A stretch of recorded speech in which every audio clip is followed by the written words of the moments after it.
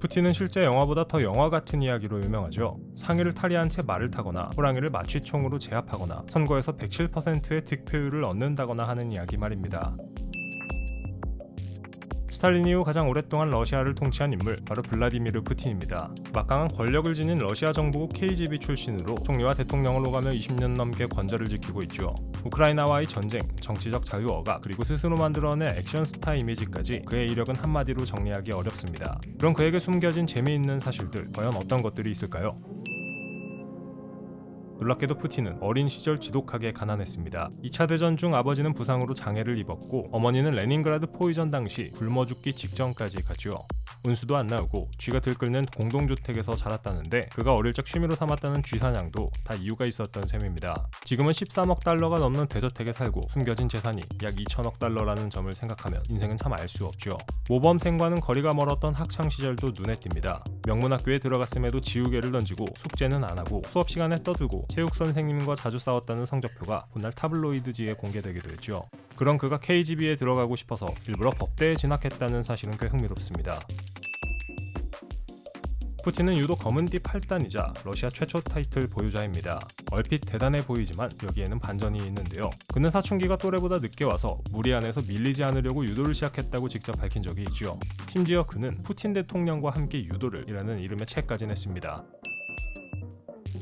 16년간 KGB에서 근무하며 동독 드레스덴 파견까지 다녀온 푸틴은 소련 붕괴 이후 퇴직했다가 1998년 후신 조직인 FSB의 수장으로 화려하게 복귀합니다. 그리고 그 다음 해인 1999년엔 총리, 2000년엔 대통령이 되었죠. 엘친의 갑작스러운 사임 덕에 예정보다 빨리 치러진 선거에서 53%의 득표로 당선된 건데요. 스파이에서 대통령이 된 남자라니 이보다 더 드라마틱할 수 있을까요?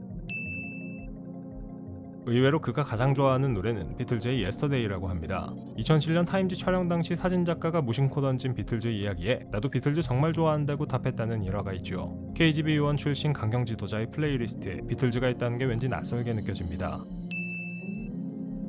푸틴의 궁전이라는 별명이 붙은 그의 저택은 상상을 초월합니다. 흑해 연안에 위치한 이 복합단지에는 헬기장과 아이스팰리스, 교회, 원형극장, 카지노, 와인 저장고까지 없는 게 없죠. 안방 크기만 260제곱미터, 건축비는 약 13억 5천만 달러로 추정됩니다. 가난했던 어린 시절과 비교하면 정말 극과 극의 인생이죠.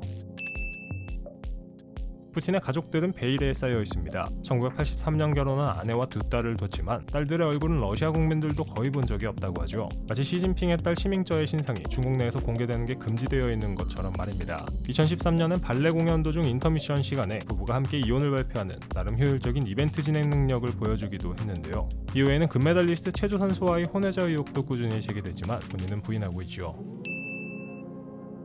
푸틴이 노벨 평화상 후보에 2번이나 이름을 올린 것도 재미있는 지점입니다. 2014년 시리아 화학무기 자진 폐기를 중재한 공로로 2020년 크렘린이 아닌 한 러시아 작가의 추천으로 후보가 됐죠. 전쟁과 영토 분쟁으로 유명한 지도자가 평화상 후보 명단에 오른다는 아이러니 어떻게 받아들여야 할지 모르겠습니다. 하긴 히틀러와 스탈린, 무솔리니도 노벨 평화상 후보였다는 점을 감안한다면 푸틴의 이름이 올라가지 않을 이유는 없긴 합니다만 말입니다.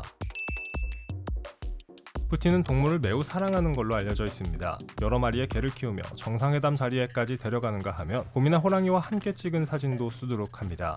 2012년엔 멸종위기 시베리아 두루미의 이주를 돕겠다고 직접 행글라이더를 조종해 하늘을 날기도 했죠.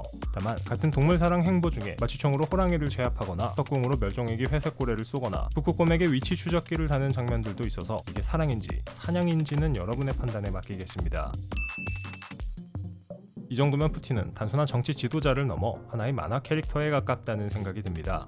그가 진짜 만화 캐릭터 같이 보이는 순간이 있었는데요. 2015년 8월 러시아 소치의 한 헬스장에서 푸틴과 메드베데프 총리가 나란히 근육을 단련하는 모습이었습니다. 벤치프레스를 하고 덤벨을 들고 러닝머신을 뛰는 두 사람은 알고 보니 그냥 운동을 하는 게 아니라 공식 국정회의를 하는 거였다고 하죠. 나라의 중대사를 논하는 자리를 헬스장으로 잡은 셈인데 국가를 키우는 회의니까 몸도 같이 키우자는 발상이었는지는 알 수 없습니다. 운동을 마친 두 사람은 곧바로 스테이크를 먹으며 아침 식사를 즐겼고 마지막엔 찻잔을 부딪히며 건배로 마무리했는데요. 근육질 몸매로 스쿼트를 하다가 갑자기 국정에 대해 논하고 그 다음에 고기 굽고 차 마시는 흐름, 평범한 나라에서는 좀 보기 힘든 조합이 아닐까 싶습니다. 과연 푸틴은 3대 운동 무게를 얼마나 칠지 궁금해지네요.